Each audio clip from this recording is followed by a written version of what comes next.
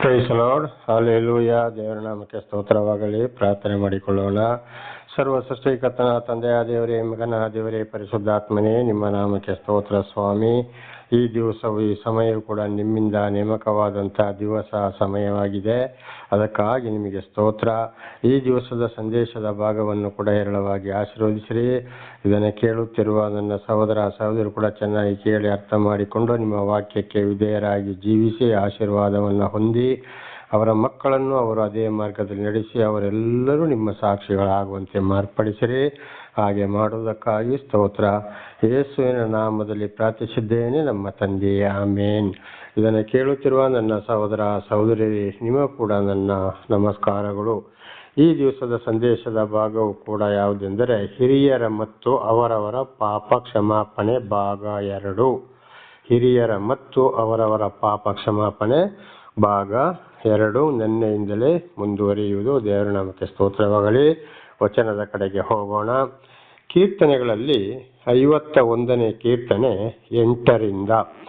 ನನ್ನಲ್ಲಿ ಸಂಭ್ರಮೋತ್ಸವದ ದಣಿ ಉಂಟಾಗುವಂತೆ ಮಾಡು, ಆಗ ನೀನು ಜಜ್ಜಿದ ಎಲುಬುಗಳು ಆನಂದ ಪಡುವ. ದೇವರ ನಾಮಕ್ಕೆ ಸ್ತೋತ್ರವಾಗಲಿ. ನಾವು ಅನೇಕ ಪಾಪಗಳಿಂದ ಇದನ್ನು ಜ್ಞಾನೋಕ್ತಿ ಗ್ರಂಥದಲ್ಲಿ ಕೂಡ ಓದ್ತೇವೆ. ದೇವರ ವಾಕ್ಯವನ್ನು ಕೈಗೊಂಡು ನಡೆದರೆ ನಮ್ಮ ಎಲುಬುಗಳಿಗೆ ಸಾರವು, ಆರೋಗ್ಯವು ಕೂಡ ಬಹಳ ಚೆನ್ನಾಗಿರ್ತದೆ, ಆಯುಷ್ಯ ಫಲವು ಕೂಡ ಇರ್ತದೆ ಎಂಬುದಾಗಿ ಅದೇ ಒಂದು ವಚನದ ಅರ್ಥವು ಇದು ಕೂಡ ಆಗಿದೆ. ಆಗ ದೇವರಲ್ಲಿ ನಾವು ಏನು ಮಾಡಬೇಕಾಗಿದೆ? ಪಶ್ಚಾತ್ತಾಪ ಪಡಬೇಕಾಗಿದೆ. ದೇವರೇ, ನನ್ನನ್ನು ನೀನು ಕ್ಷಮಿಸು, ನಾನು ಸಂತೋಷದಿಂದ ಇರುವ ಹಾಗೆ ಮಾಡು. ಆಗ ನಾನು ಪಟ್ಟಂತಹ ಕಷ್ಟ, ಸಂಕಟ, ದುಃಖಗಳು ಎಲ್ಲವೂ ನನ್ನ ಶರೀರದ ಎಲುಬುಗಳು ಕೂಡ ಜಜ್ಜಿ ಹೋಗಿತ್ತು, ನಾನು ಆನಂದ ಪಡುವೆನು. ದೇವರೇ, ನನ್ನನ್ನು ಕ್ಷಮಿಸು ಎಂಬುದಾಗಿ ನಾವು ದೇವರಲ್ಲಿ ಕ್ಷಮಾಪಣೆಯನ್ನು ಬೇಡಬೇಕಾಗಿದೆ. 9. ನನ್ನ ದೋಷಕ್ಕೆ ವಿಮುಖನಾಗು, ನನ್ನ ಪಾಪಗಳನ್ನೆಲ್ಲ ಅಳಿಸಿ ಹಾಕು. ಇದು ಕೂಡ ದಾವೀದರಸರು ಮಾಡಿದ ತಪ್ಪುಗಳಿಗಾಗಿ ಬೇಡಿಕೊಂಡ್ರು.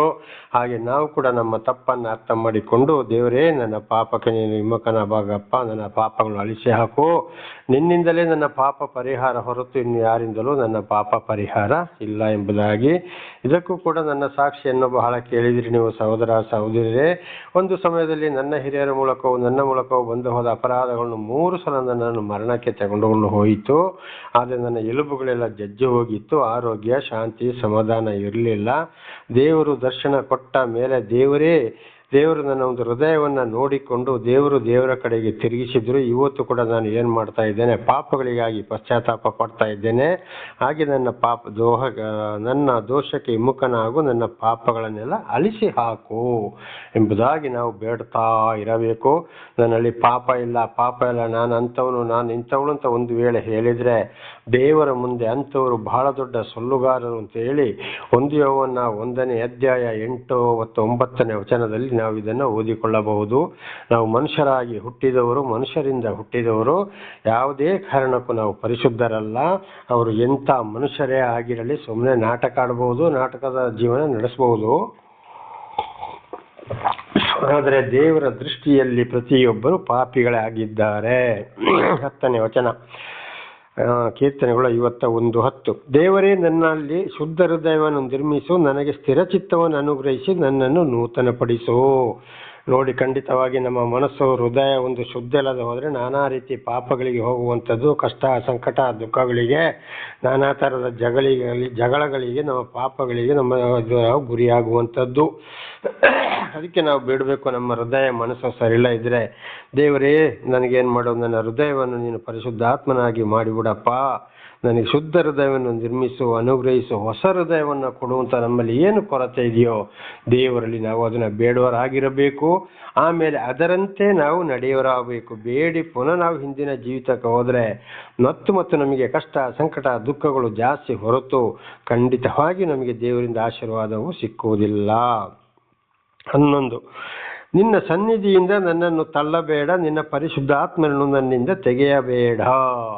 ನೋಡಿ, ದೇವರು ಯಾಕೆ ನಮ್ಮನ್ನು ಸಲ ಸನ್ನಿಧಿಗೆ ಸೇರಿಸಿಕೊಂಡು ತಳ್ತಾರೆ ಅಂದರೆ, ಮತ್ತೆ ನಾವು ದೇವರ ವಾಕ್ಯಕ್ಕೆ ವಿರುದ್ಧವಾಗಿ ಹೋಗುವಾಗ, 10 ದಶಾಜ್ಞೆಗಳು, ಈ ಥರ ಎಲ್ಲ ವಾಕ್ಯಗಳಿಗೂ ನಾವು ವಿರುದ್ಧವಾಗಿ ಹೋಗುವಾಗ ದೇವರು ಏನು ಮಾಡ್ತಾರೆ? ನಮ್ಮನ್ನು ಸನ್ನಿಧಿಯಿಂದ ತಳ್ಳಿ ಬಿಡ್ತಾರೆ. ನೀನು ಬೇಡಪ್ಪ, ನೀನು ಹೋಗು, ನಡಿ ಅಂತೇಳಿ. ನಿನ್ನ ಪರಿಶುದ್ಧಾತ್ಮನನ್ನು ನನ್ನಿಂದ ತೆಗೆಯಬೇಡ. ನಾವು ಸರಿಯಾಗಿದ್ದರೆ ಪರಿಶುದ್ಧಾತ್ಮ ನಮ್ಮಲ್ಲಿ ವಾಸ ಮಾಡ್ತಾ ಇದ್ದಾರೆ, ನಮ್ಮನ್ನು ಎಲ್ಲ ರೀತಿಯಲ್ಲಿ ನಡೆಸುವನಾಗಿದ್ದಾನೆ. ಇಲ್ಲ ಇದ್ದರೆ ಖಂಡಿತವಾಗಿ ನಮ್ಮ ನಡೆಸುವುದಿಲ್ಲ. ಎಷ್ಟೇ ಪ್ರಾರ್ಥನೆ ಮಾಡಿದ್ರು, ಏನೇ ಮಾಡಿದ್ರು ಕಷ್ಟ, ಸಂಕಟ, ದುಃಖಗಳು ತಪ್ಪುವುದಿಲ್ಲ. ದೇವರನ್ನು ದೂಷ ಮಾಡುವುದು ವ್ಯರ್ಥ. 12 ನಿನ್ನ ರಕ್ಷಣಾನಂದವನ್ನು ನಾನು ತಿರುಗಿ ಅನುಭವಿಸುವಂತೆ ಮಾಡು, ನನ್ನಲ್ಲಿ ಸಿದ್ಧ ಮನಸ್ಸನ್ನು ಹುಟ್ಟಿಸಿ ನನಗೆ ಆಧಾರನಾಗು. ಒಂದು ಬೇರೆ ನನಗೆ ಒಂದು ನೀನು ರಕ್ಷಣವನ್ನು ಕೊಟ್ಟಿದ್ಯಾ, ನಾನು ಕಳ್ಕೊಂಡಿದ್ದೇನೆ, ನಾನು ಮಾಡಿದ ತಪ್ಪಿಂದಾಗಿ ದೇವರೇ ನನ್ನನ್ನು ನೀನು ಕ್ಷಮಿಸು, ಇನ್ನು ಮುಂದೆ ನಾನು ಹಾಗೆ ಮಾಡುವುದಿಲ್ಲ, ಮತ್ತೊಂದು ಸಲ ನಿನ್ನ ರಕ್ಷಣೆಯನ್ನು ನನಗೆ ನಾನು ತಿರುಗಿ ಅನುಭವಿಸುವಂತೆ ಮಾಡಪ್ಪ. ನನ್ನಲ್ಲಿ ಸಿದ್ಧ ಮನಸ್ಸನ್ನು ಹುಟ್ಟಿಸಿ ನನಗೆ ನೀನೇ ಆಧಾರವಾಗು. ನನಗೆ ಏನೂ ಆಧಾರ ಇಲ್ಲ, ನಾನು ಇನ್ನು ಮುಂದೆ ನಿನ್ನನ್ನು ಬಿಟ್ಟು ಜೀವಿಸುವುದಿಲ್ಲ, ನಿನ್ನ ವಾಕ್ಯವನ್ನು ತೊರೆಯುವುದಿಲ್ಲ ಎಂಬುದಾಗಿ ನಾವು ಸರಿಯಾದ ಭರವಸೆಯಿಂದ ಜೀವಿಸಬೇಕಾಗಿದೆ.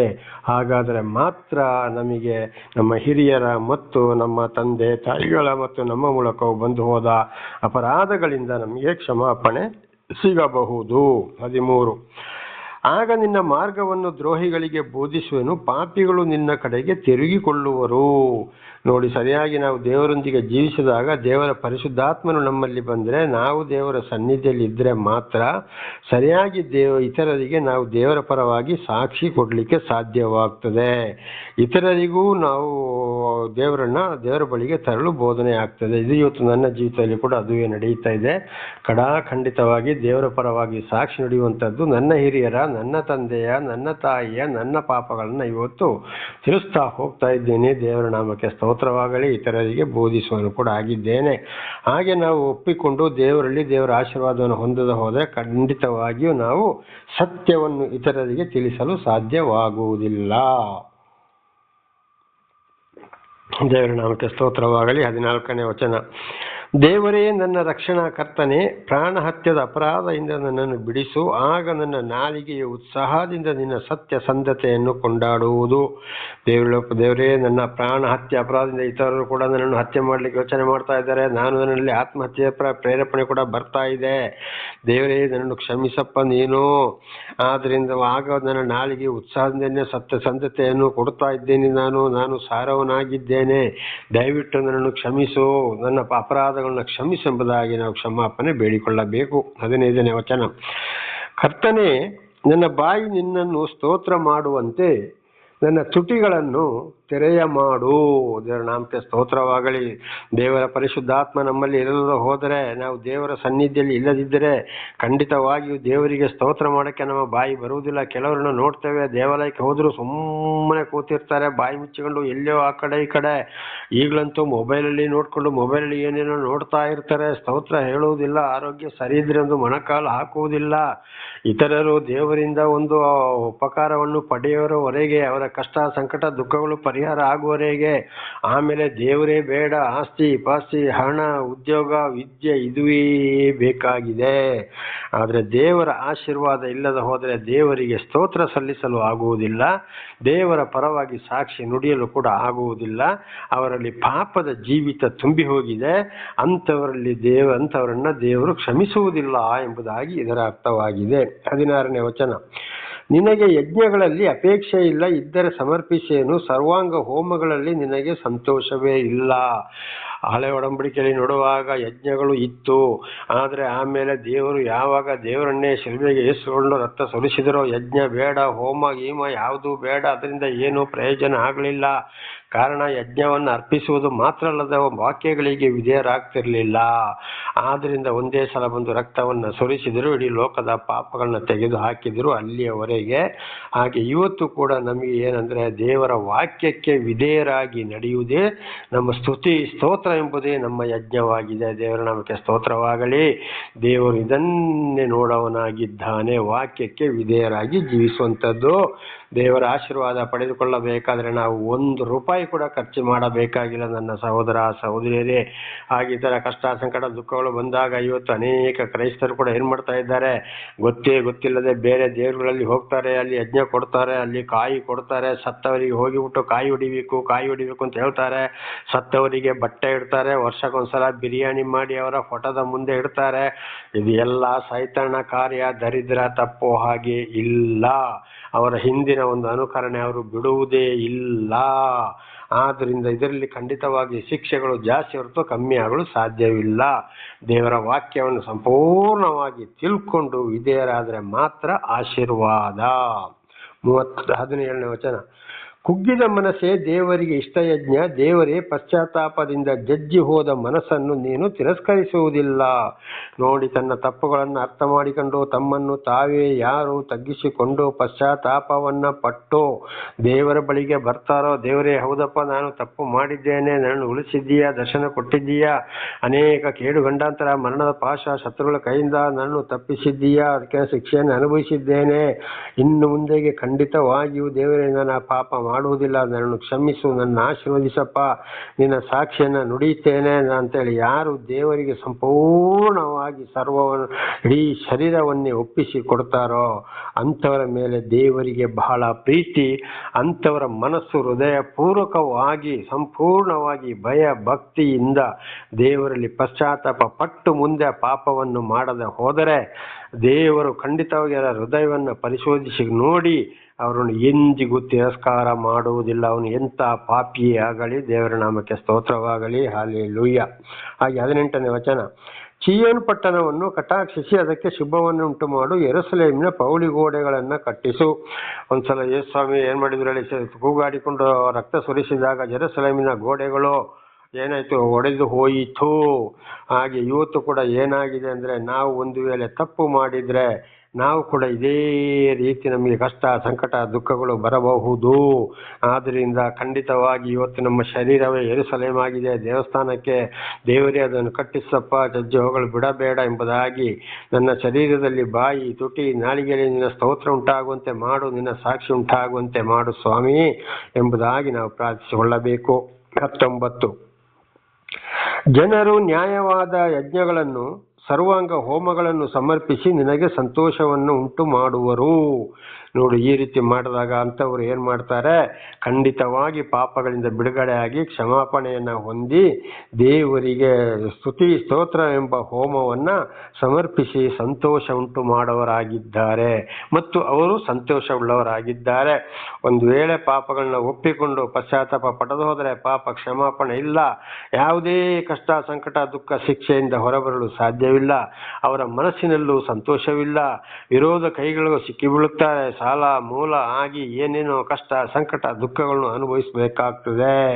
ಖಂಡಿತವಾಗಿ ಸಂತೋಷ ಇರಬೇಕಾದ್ರೆ ದೇವರಿಗೆ ಸಂಪೂರ್ಣವಾಗಿ ನಮ್ಮನ್ನು ನಾವೇ ಒಪ್ಪಿಸಿಕೊಟ್ಟು ಪಾಪಗಳಿಗಾಗಿ ಪಶ್ಚಾತ್ತಾಪ ಪಟ್ಟು ದೇವರ ಆತ್ಮವು ನಮ್ಮಲ್ಲಿ ವಾಸ ಮಾಡುವಾಗ ಆ ದೇವರ ಆತ್ಮಕ್ಕೆ ನಾವು ನೋವನ್ನು ಉಂಟು ಮಾಡದ ಹಾಗೆ ಜೀವಿಸಿದರೆ ಮಾತ್ರ ನಮ್ಮಲ್ಲಿ ಸಂತೋಷವಾಗ್ತದೆ. ಅದು ಬಿಟ್ಟು ಲೋಕದ ವಿಷಯವು ದೇವರ ವಿಷಯವು ಬೇಕೆಂದು ಮಾಡಿದರೆ ಖಂಡಿತವಾಗಿ ದೇವರ ಆಶೀರ್ವಾದವನ್ನು ಯಾರೂ ಪಡೆದುಕೊಳ್ಳಲು ಸಾಧ್ಯವಿಲ್ಲ.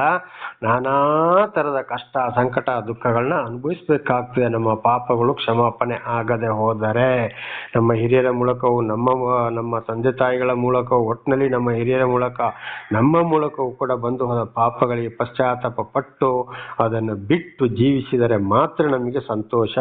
ನಮ್ಮ ತುಟಿ ಬಾಯಲ್ಲಿ ದೇವರಿಗೆ ಸ್ತುತಿ ಸ್ತೋತ್ರ ಎಂಬ ಯಜ್ಞ ಬರ್ಬೋದು, ಇತರರಿಗೂ ಸಾಕ್ಷಿ ನುಡಿಯಬಹುದು, ಇಲ್ಲದರ ಸಾಧ್ಯವೇ ಇಲ್ಲ. ನಿನ್ನ ಯಜ್ಞವೇದಿಯ ಮೇಲೆ ಹೋರಿಗಳನ್ನು ಸಮರ್ಪಿಸುವರು.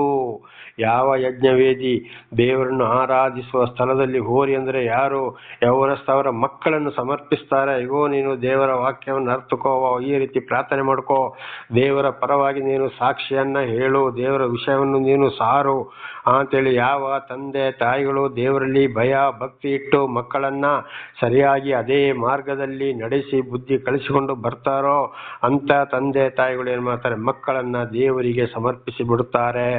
ಮಕ್ಕಳಿಗೆ ಅಂದರೆ ಅವರು ಹುದ್ದೆ ಬೇಡ ಉದ್ಯೋಗ ಬೇಡ ಎಲ್ಲವೂ ಬೇಕು, ಆದರೆ ದೇವರ ವಾಕ್ಯವನ್ನು ಸರಿಯಾಗಿ ಅರ್ಥಕೋ, ದೇವರನ್ನ ಅರ್ಥಕೋ, ಇತರರಿಗೂ ಸಾಕ್ಷಿ ನುಡಿಯಪ್ಪ, ದೇವರ ಸುವಾರ್ತೆಯನ್ನು ಕೂಡ ನೀನು ಸಾರು, ಇತರರಿಗೂ ಕೂಡ ಒಳ್ಳೆ ರೀತಿಯಲ್ಲಿ ದುಡಿದು ನೀನು ಇತರರಿಗೆ ದಾನ ಧರ್ಮ ಮಾಡು. ಬಹಳ ಕಷ್ಟ ಸಂಕಟ ದುಃಖದಲ್ಲಿ ಇರೋರಿಗೆ, ಅನಾಥ ವೃದ್ಧರಿಗೆ, ಅನಾಥ ಮಕ್ಕಳಿಗೆ, ನಾನಾ ರೀತಿಯಲ್ಲಿ ಕಷ್ಟ ಸಂಕಟ ದುಃಖದಲ್ಲಿದ್ದ ಬಡವರಿಗೆ ವಿಧವೆಯರಿಗೆ ಸಹಾಯ ಮಾಡು. ಇದುವೇ ಹೋರಿಯನ್ನು ಸಮರ್ಪಿಸುವುದಾಗಿದೆ. ಮಕ್ಕಳನ್ನು ಒಪ್ಪಿಸಿಕೊಡುತ್ತಾರೆ. ಆದರೆ ಇವತ್ತು ಕೆಲವರು ಏನು ಮಾಡ್ತಾ ಇದ್ದಾರೆ, ಇತರರಿಗೆ ನೀವು ಮಕ್ಕಳಿಗೆ ಏನು ಸ್ವಾರ್ಥ ಸಾರ ಕೇಳು ಸೇವಕನಾಗು ಅಂತ ಹೇಳ್ತಾರೆ. ಆದರೆ ಅವರ ಮಕ್ಕಳನ್ನು ಚೆನ್ನಾಗಿ ಓದಿಸಿ ಅವರು ಫಾರಿನಿಗೆ ಕಳ್ಸೋಕ್ಕೆ ನೋಡ್ತಾರೆ. ಬೇರೆ ಬಡ ಮಕ್ಕಳಿಗೆ ಮಾತ್ರ ನೀನು ಸೇವಕನಾಗು ಅಂತ ಹೇಳ್ತಾರೆ. ಇವರ ಮಕ್ಕಳು ಮಾತ್ರ ಇಲ್ಲಿ MBBS ಆಗಬೇಕು, ಇಂಜಿನಿಯರ್ ಆಗಬೇಕು, ಬ್ಯಾಂಕಲ್ಲಿ ಮ್ಯಾನೇಜರ್ ಆಗಬೇಕು. ಅವರ ಮಕ್ಕಳನ್ನು ಬಿಟ್ಟುಕೊಡುವುದಿಲ್ಲ. ಇತರರಿಗೆ ಇವರು ಬುದ್ಧಿವಾದ ಹೇಳೋರಾಗಿದ್ದಾರೆ. ಇನ್ನು ಅನೇಕರಿಗೆ ವಿದ್ಯೆ ಕಲಿಬೇಕು, ಪಾಸ್ ಆಗಲಿಕ್ಕೆ ಫಸ್ಟ್ ರ್ಯಾಂಕ್ ಬರಬೇಕು, ಒಳ್ಳೆ ಮಾರ್ಕ್ ತೆಗಿಬೇಕು ಅಂತೇಳಿ ಅದಕ್ಕಾಗಿ ಪ್ರಾರ್ಥಿಸಿ ಅಂತ ಹೇಳ್ತಾರೆ, ಒಳ್ಳೆ ಕೆಲಸಗಳಿಗಾಗಿ. ಆದರೆ ಅದೇ ತಂದೆ ತಾಯಿ ಇವತ್ತು ಮಕ್ಕಳಿಗೆ ದೇವರ ವಾಕ್ಯವನ್ನು ಚೆನ್ನಾಗಿ ಅರ್ಥಕೊಳ್ಳಪ್ಪ, ದೇವರ ಬಳಿಗೆ ಬನ್ನಿರಿ, ತಿಳ್ಕೊಳ್ಳಿ, ಅದ್ರ ಜೊತೆಲಿ ಅಂತೇಳಿ ಏನಾದರೂ ಹೇಳ್ತಾ ಇದ್ದಾರಾ? ಖಂಡಿತವಾಗಿಯೂ ಇಲ್ಲ. ಆದ್ದರಿಂದ ಅವರಿಗೆ ಕೂಡ ಶಿಕ್ಷೆಯನ್ನು ಕೂಡ ಖಂಡಿತವಾಗಿ ಏನಾಗ್ತದೆ, ಇದು ಕೂಡ ಅಂಥವರ ವಿಷಯದಲ್ಲಿ ದೇವರಿಗೆ ಬಹಳ ಬೇಸರವಾಗ್ತದೆ. ಆದ್ದರಿಂದ ಅನೇಕರು ಓದಿ ಹಾಗೆ ಆಗಬೇಕು, ಹೀಗೆ ಆಗಬೇಕು, ನನ್ನ ಮಗ ಹಾಗಾಗಬೇಕು, ನನ್ನ ಮಗಳು ಹೀಗಾಗಬೇಕು, ಅಲ್ಲಿಗೆ ಹೋಗ್ಬೇಕು, ಇಲ್ಲಿಗೆ ಹೋಗ್ಬೇಕು, ಅಷ್ಟು ಲಕ್ಷ ಸಂಬಳ ತೆಗಿಬೇಕು, ಇಷ್ಟು ಸಂಪಾದನೆ ಮಾಡಬೇಕು ಅಂತೇಳಿ ಯೋಚನೆ ಮಾಡ್ತಾರೆ. ಕಡೆಗೆ ಅಲ್ಲಿ ಏನೂ ಇಲ್ಲದಾಗ್ತದೆ. ಇದು ಕಾರಣ ದೇವರಿಗೆ ಬೇಸರ, ದೇವರ ಚಿತ್ತ ಅದು ಅಲ್ಲ. ಆದರೆ ಅದೆಲ್ಲ ಆಗಕ್ಕೆ ಮೊದಲು ದೇವರ ಬಳಿಗೆ ಬರ್ತಾರೆ, ನಮಗೆ ಏನೋ ಒಂದು ಲಾಭ ಆದರೆ ಸಾಕು. ಇದು ಕೂಡ ಇವತ್ತು ಅನೇಕ ಕ್ರೈಸ್ತರಲ್ಲಿ ಕೂಡ ನಡೀತಾ ಇರುವಂಥ ವಿಷಯ. ದೇವರನ್ನು ಗೊತ್ತಿಲ್ಲದವರಿಗೆ ಗೊತ್ತಿಲ್ಲ, ದೇವರನ್ನು ಅರಿತುಕೊಂಡವರು ಕೂಡ ಇವತ್ತು ಇದೇ ಮಾರ್ಗದಲ್ಲಿ ನಡೆಯವರಾಗಿದ್ದಾರೆ. ಕಡೆಗೆ ನಾನಾ ಥರದ ಕಷ್ಟ, ಸಂಕಟ, ದುಃಖಗಳು ತಂದೆ ಆಗಲಿ, ತಾಯಿ ಆಗಲಿ, ಮಕ್ಕಳಾಗಲಿ ಅನುಭವಿಸಬೇಕಾಗ್ತದೆ. ಕಾರಣ ದೇವರಿಗೆ ಅಂಥವರ ಮೇಲೆ ಬೇಸರ. ಆದ್ದರಿಂದ ಹಿರಿಯರ ಮತ್ತು ನಮ್ಮ ಪಾಪಗಳಿಗೆ ನಾವು ಕ್ಷಮಾಪಣೆಯನ್ನು ಬೇಡಬೇಕು, ಕ್ಷಮೆಯನ್ನು ಹೊಂದಬೇಕು. ಆಗಲಿ ನಮಗೆ ಶಾಂತಿ, ಸಮಾಧಾನ, ಆಶೀರ್ವಾದ. ಮತ್ತು ಯಾರು 32 ಹೇಳಿರೋ ಪ್ರಕಾರ ನಮಗೆ ಬೇಕಾಗಿದ್ದೆಲ್ಲವನ್ನಾಗ ದೇವರು ಕೊಡುವನಾಗಿದ್ದಾನೆ. ಪ್ರಾರ್ಥನೆ ಮಾಡಿಕೊಳ್ಳೋಣ. ಸರ್ವ ಸೃಷ್ಟಿಕರ್ತನ ತಂದೆಯ ದೇವರೇ, ಮಗನ ದೇವರೇ, ಪರಿಶುದ್ಧಾತ್ಮನೇ, ಇವತ್ತಿನ ಸಂದೇಶವನ್ನು ನನ್ನ ಸಹೋದರ ಸಹೋದರಿಗೆ ನೀವು ತಿಳಿಸಲು ಆಶೀರ್ವಾದ ಮಾಡಿದಕ್ಕಾಗಿ ಸ್ತೋತ್ರ. ಇದರಲ್ಲಿ ಏನಾದರೂ ಇವರು ತಪ್ಪಿ ಹೋಗಿದ್ದರೆ ಅವರನ್ನು ಕ್ಷಮಿಸಿರಿ, ಆಶೀರ್ವದಿಸಿರಿ. ನಿಮ್ಮಿಂದಲೇ ಪಾಪ ಪರಿಹಾರ, ರಕ್ಷಣೆ, ಬೇರೆ ಯಾರಿಂದಲೂ ಇಲ್ಲ ಸ್ವಾಮಿ. ದಯವಿಟ್ಟು ಅವರನ್ನು ಕ್ಷಮಿಸಿರಿ. ನನ್ನನ್ನು ಹೇಗೆ ಕ್ಷಮಿಸಿದ್ದೀರೋ ಹಾಗೆ ಅವರನ್ನು ಕೂಡ ನೀವು ಕ್ಷಮಿಸಿರಿ. ಹಾಗೆ ಮಾಡುವುದಕ್ಕಾಗಿ ಸ್ತೋತ್ರ. ನಿಮ್ಮೆಲ್ಲ ಉಪಕಾರಗಳಿಗಾಗಿ ಕೃತಜ್ಞತಾ ವಂದನೆಗಳು. ಯೇಸುವಿನ ನಾಮದಲ್ಲಿ ಪ್ರಾರ್ಥಿಸಿದ್ದೇನೆ ನಮ್ಮ ತಂದೆಯ ಆಮೇನ್. ಇದನ್ನು ಕೇಳುತ್ತಿರುವ ನನ್ನ ಸಹೋದರ ಸಹೋದರಿಯರೇ, ನಿಮಗೂ ನನ್ನ ಧನ್ಯವಾದಗಳು. ದೇವರು ನಿಮ್ಮನ್ನು ಹೇರಳವಾಗಿ ಆಶೀರ್ವದಿಸಲಿ.